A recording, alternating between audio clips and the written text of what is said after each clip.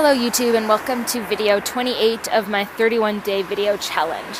Today I'm just going to briefly talk about the Bell Let's Talk campaign.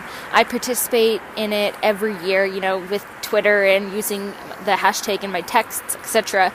But there's a few things that have been brought to my attention by friends of mine who are A, more knowledgeable about this topic than I am, and B, who also do suffer from mental illness themselves.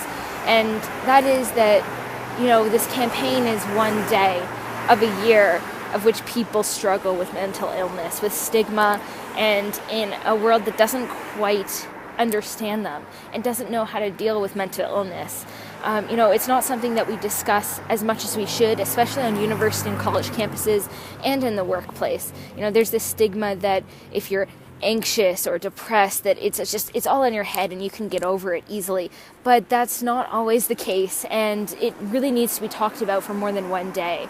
So at the end of tonight, when the media stops reporting about it, when Bell goes back to making all their money and stops donating to these initiatives and goes back to being their typical selves, what's going to be done about mental illness? Is this going to change anything? Should this be more than a one-day campaign?